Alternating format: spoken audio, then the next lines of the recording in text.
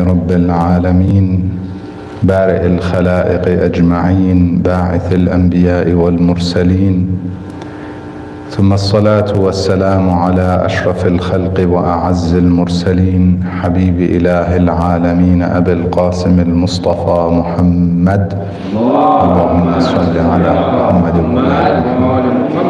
وعلى آل بيته الطيبين الطاهرين المعصومين المنتجبين سيما بقية الله روحي وأرواح العالمين له الفداء.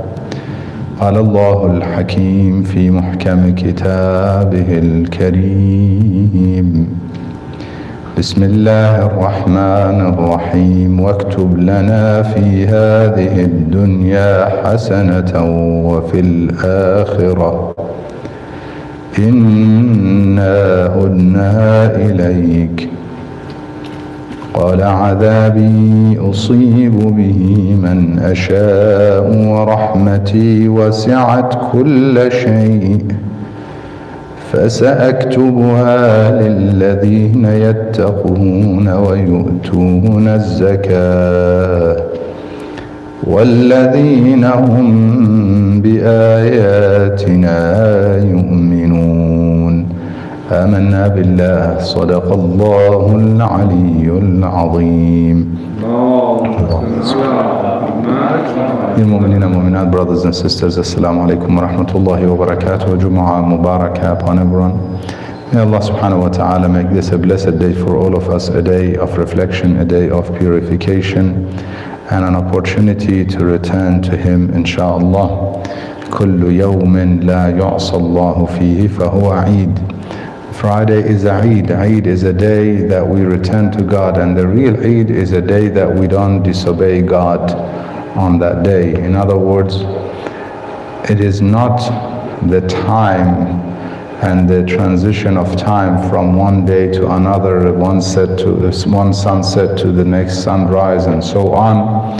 Rather, it's about how we behave and how we act and interact with one another. In fact, the universe is all in obedience to Allah subhanahu wa ta'ala. The entire world is obeying God, and us, mankind and jinn, have been given the opportunity to decide for ourselves whether we want to be synced with the universe, whether we want to be synchronized and with the same symphony of the entire universe, glorifying Allah subhanahu wa ta'ala, singing His praise and reciting and basically acting according to the recitation, or whether we want to be, God forbid, on the opposite spectrum where we are disobeying God and causing therefore mischief and chaos on earth.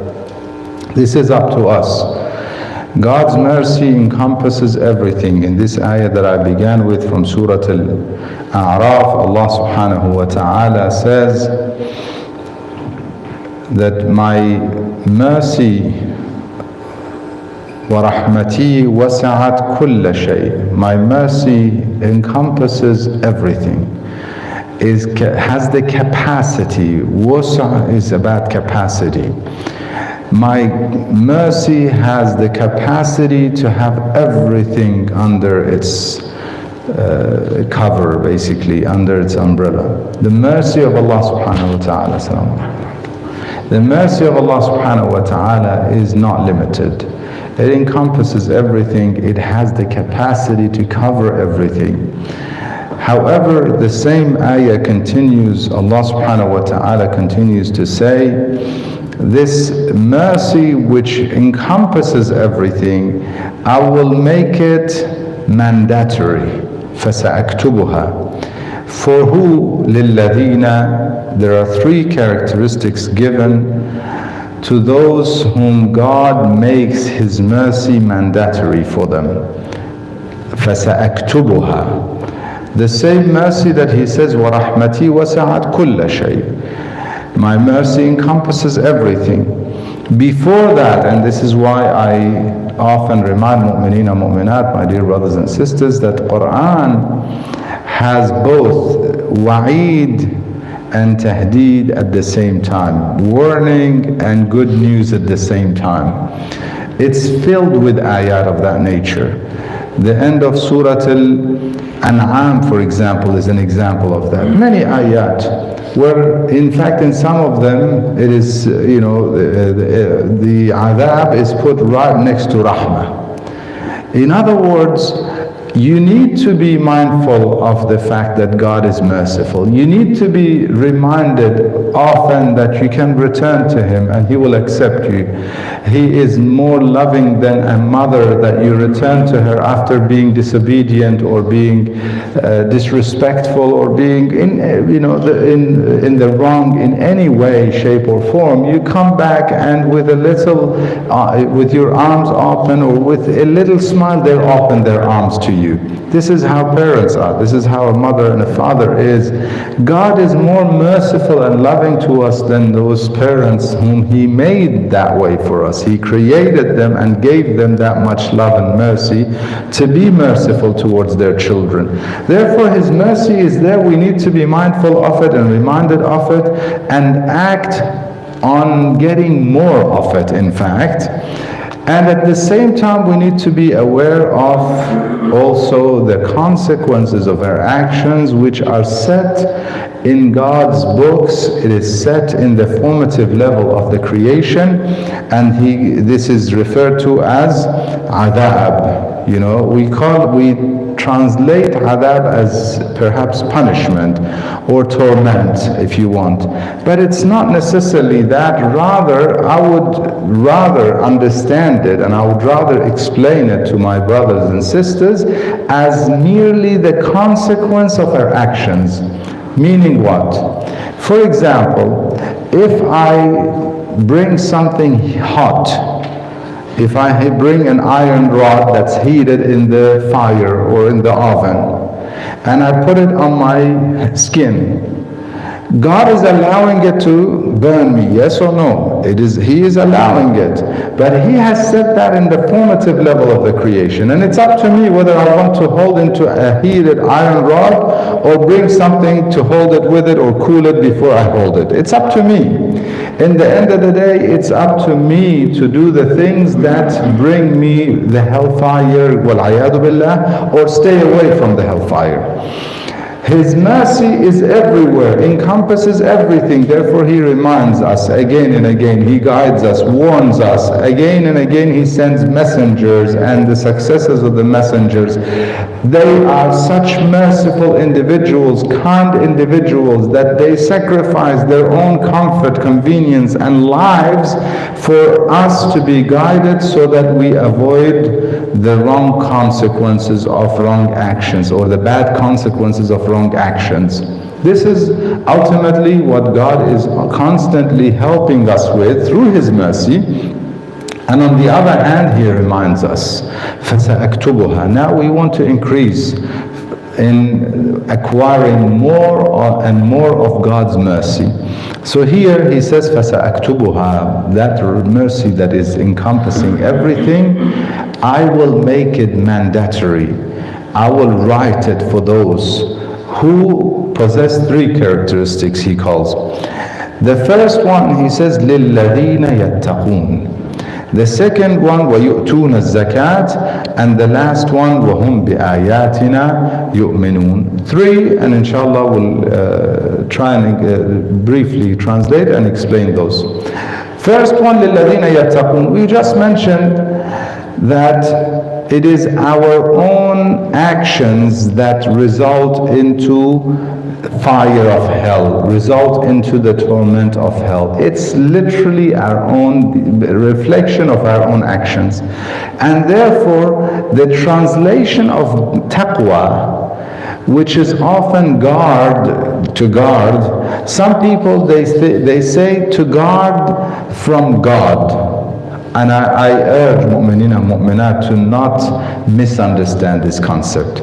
Taqwa is not to protect ourselves from God, because God is the most merciful. Again, let us understand things into perspective, put things into perspective and understand them right. God is the most merciful.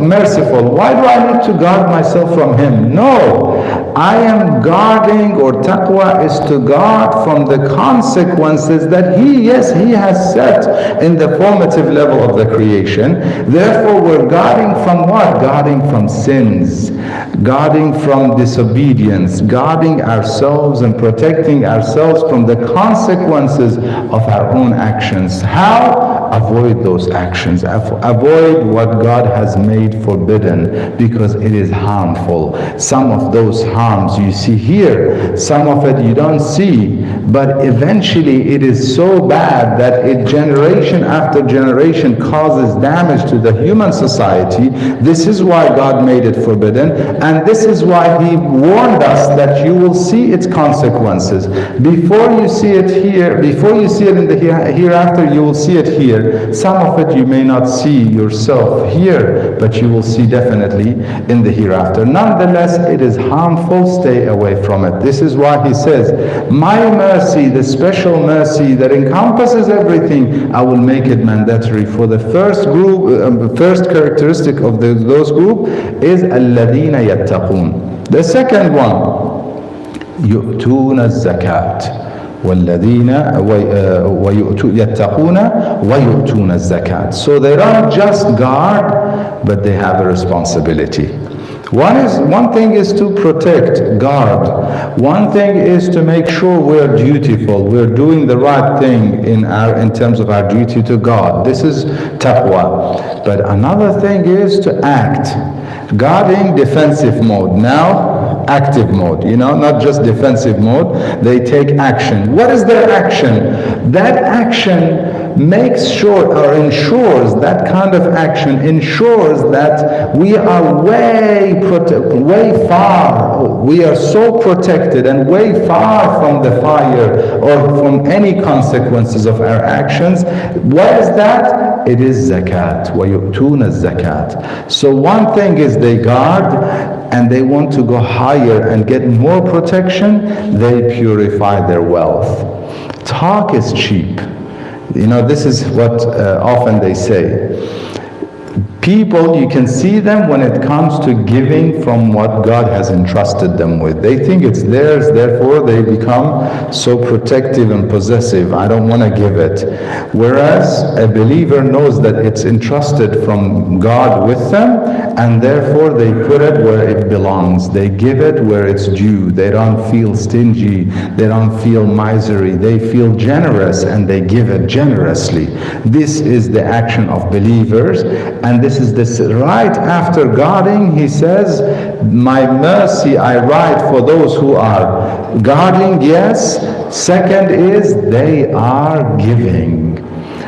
One of the mu'mineen mentioned that we constantly ask for donations for the center, and constantly we hear rebuttals, and a lot of these rebuttals are from shaitan, by the way. It is shaitan that tries to justify our misery. We don't want to give. Between our nafs and shaitan, we come up with 1,000,001 excuses not to give. Oh no, what does it take to run a center, and the others are giving, why do I give, and so on, when in actual fact it takes quite a bit. There are little things that add up, and it is quite considerable, and therefore mu'mineen and mu'minat should feel generous to take our centers and communities to the next level, not just keep it at the status quo, that we have achieved this, we're good. No, we need to move on and progress. Our communities are growing, therefore we need to think about the future of our community, and what else can we offer our community, not just to stay where we are. And this requires generously giving, not giving for the loose change, the petty cash that we can do with that. That is not the action of a believer. وَيُؤْتُونَ الزَّكَاةِ. They purify their wealth, not they purify their change, or they purify the cash that they're keeping in their wallet. No, they purify their wealth. وَيُؤْتُونَ الزَّكَاةِ. That is what it means. Their assets, their wealth. Some people, unfortunately, there are so many wrong misconceptions out there, to the point that some people think if you have assets, businesses and houses and so on, you owe no khums and zakat. only what you have in cash. Subhanallah. So what they do is basically just keep growing with the assets. Just like some big companies, they dodge the system not to pay tax. These people, they think they're dodging God not to pay their khums and zakat. That's not how it works. It is God knows ma fi anfusikum. He knows what's in the hearts. He knows who's giving generously and who's avoiding giving. Therefore, my dear brothers and sisters, if you want to be amongst people who God gives the abundant mercy, the special mercy that wasa'at kulla shay to, we need to guard, yes, we need to give. Not just guard against sins, against disobedience. We need to do our obligations, prayers and fasting, staying away from haram, and we need to give generously. This is why oftentimes you see salat is put next to zakat, and the last one, وَالَّذِينَ هُمْ بِآيَاتِنَا يُؤْمِنُونَ. This is a very broad concept. They are, and the last characteristic of those people, last but not least, is that they believe in our signs. Ayatullah, Quran is part of Ayatullah. One of the greatest ayat of God is Quran. This is why every section of the sentences in the Holy Quran is referred to as ayah.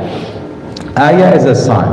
Ayat are signs, miracles of God that lead us to God, guide us to God. The signs of God are everywhere.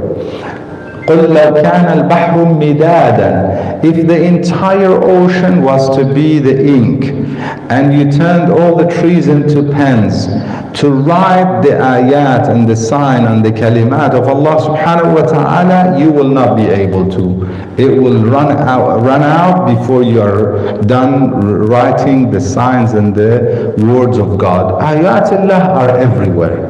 Everything is ayatullah. You are ayatullah. I am. Everything. All these things that you see around you are signs of God. This poet says, I looked at the ocean, I see God. I look at the deserts, I see God. I look at the mountains, I look at the plains. Nothing I look at except that I see Allah subhanahu wa ta'ala. And this is what Imam Ali alayhi salam says, that I did not look at anything except that I saw God before, after and within that. قَبْلَهُ وَبَعْدَهُ وَمَعَهُ. This is how believers see God in everything. However, there is a special lesson in this ayah when وَالَّذِينَ هُمْ بِآيَاتِنَا يُؤْمِنُونَ. The broader you go, the better it is.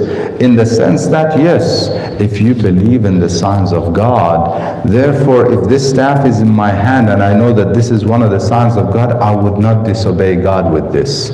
I make sure I serve God with this. If what I'm wearing is a sign of God, if what I'm looking at is a sign of God, if what I'm touching is a sign of God, I make sure I obey God with that I see as the sign of God. And obviously the ayat of the Quran, which is the thiqlul akbar, the heavier, weighty thing that God has left and the messenger left behind with the ummah, is the greatest of the signs of God, and we need to make sure we reflect on its ayat and obey God with its regards. We ask Allah subhanahu wa ta'ala to grant us the opportunity to obey Him, to see His signs in everything and obey Him in everything. We ask Him to make us amongst those who listen to what's said and follow what's best. Bismillah ar-Rahman ar-Rahim. وَالْعَصْرِ إِنَّ الْإِنسَانَ لَفِي خُسْرٍ إِلَّا الَّذِينَ آمَنُوا وَعَمِلُوا الصَّالِحَاتِ وَتَوَاصَوْا بِالْحَقِّ وَتَوَاصَوْا بِالصَّبْرِ. صدق الله العلي العظيم. اللهم صل على محمد وعلى محمد. اللهم صل على محمد وعلى محمد. اللهم صل على محمد وعلى محمد. أعوذ بالله السميع العليم من الشيطان اللعين الرجيم. بسم الله الرحمن الرحيم. الحمد لله رب العالمين بارئ الخلائق أجمعين باعث الأنبياء والمرسلين، ثم الصلاة والسلام على أشرف الخلق وأعز المرسلين حبيب إله العالمين أبي القاسم المصطفى محمد.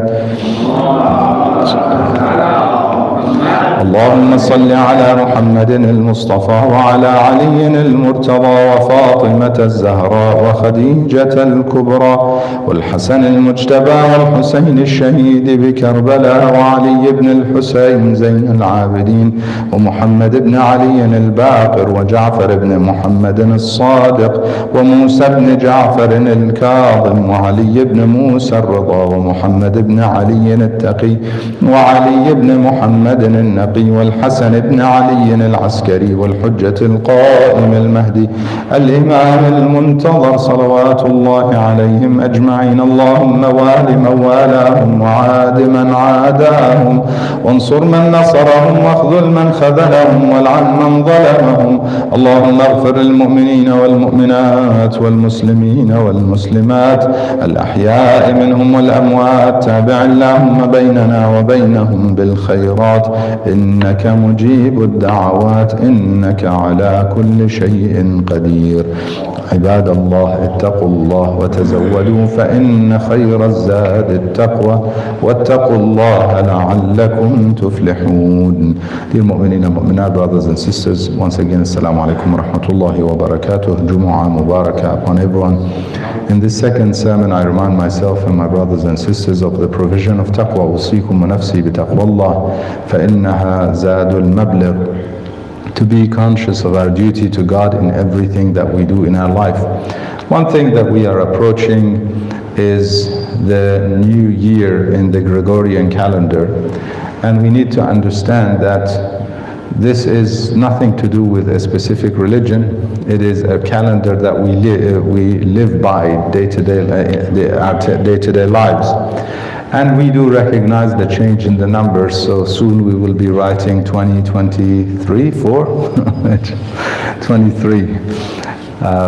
It is just to remind us how quick it goes. You know, before we know it, it'll be the time where we will be discussing the same thing. I remember this time last year we were saying that soon we will be writing 2022, and before we knew this year is also over and another year is starting. If we live until the next year, one thing we could do, and we could in fact utilize this change in the calendar, is that we do what often people speak about and talk about and do in our society, the New Year's resolutions, which are great things, although a lot of people don't keep them. However, it's important to make sure that we do set some goals for ourselves. And this is the quality of believers, in fact. One of the characteristics of believers is that they look into themselves on a daily basis, assess themselves on a daily basis, and they do muhasabah constantly. And our scholars also add to that what they call musharata, which is to set some goals for yourself, make some a list of things that you want to achieve, and make that as a covenant or as a deal with yourself, a promise between you and yourself that I want to achieve these things. And in order to achieve them, do not just rely on the new year changing to make some goals and then be strong in the first week or two, and then or think to yourself, okay, I'll start, this is my goal for the year, but I'll start after the holiday season. This is what happens often, and it never starts. It's like a smoker saying, I'm gonna quit after this cigarette, and I tell them that's going to be hard. If you want to quit, you quit right now, not after you finish this packet or after you finish this whole box that you purchased. Once I'm done with that, this is not how it works. You want to start, you start. If you want to start something good, you start it.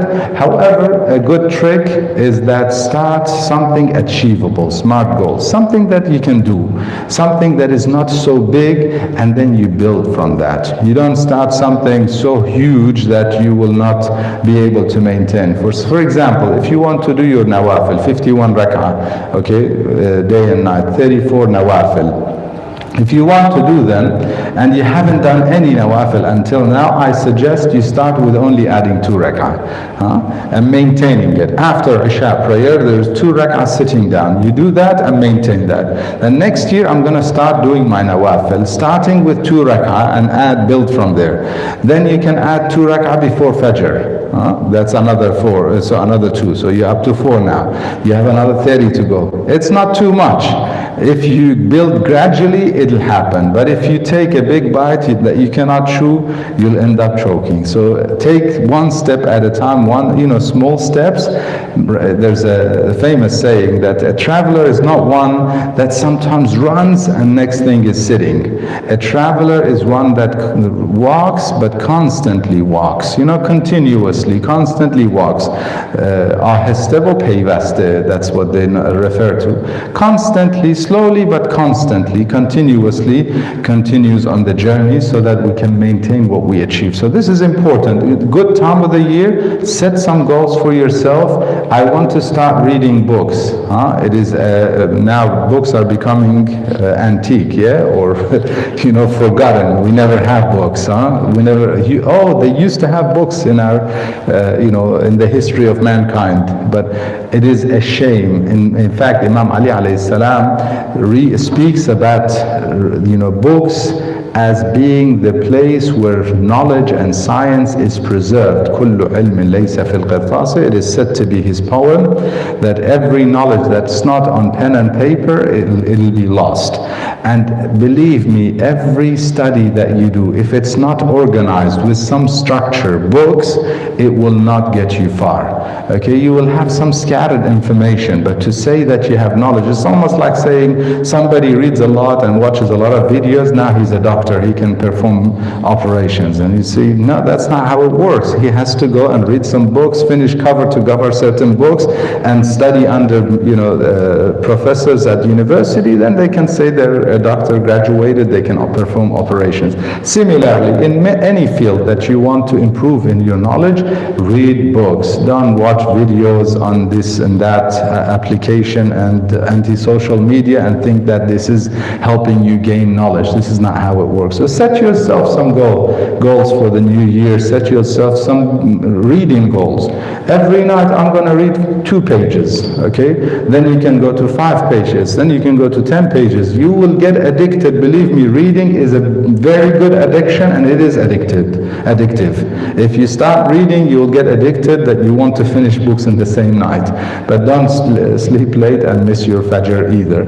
I urge mu'mineen and mu'minat to utilize days of their lives, because we will be asked about them. This change of calendar is a good reminder that again another year is gone. It is gone and it's never going to come back. And I'll finish with this hadith from Imam Ali alayhi salam. He says that every day that sets its sun upon you is saying to you, it's speaking to you in a language that you cannot hear or comprehend verbally, but it is speaking to us. It is saying to you that I am a new day.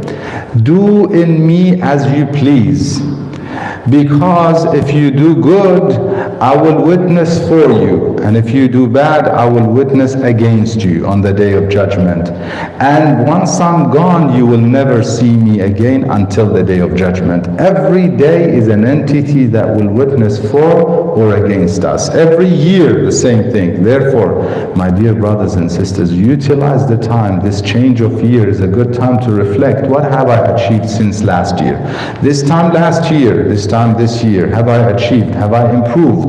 If I haven't improved, Imam Ali alayhi salam says, then your non-existence is better than your existence, because you're taking time and resources from this life, from this world, and you're not advancing. Therefore, it is best that we make sure that we're constantly improving, advancing, and reflecting on where we are in the journey, and try and get further, inshallah. We ask Allah subhanahu wa ta'ala to grant us all a good blessed year ahead of us, that we utilize it in order to get closeness to Allah subhanahu wa ta'ala, gain nearness to Him through our good deeds.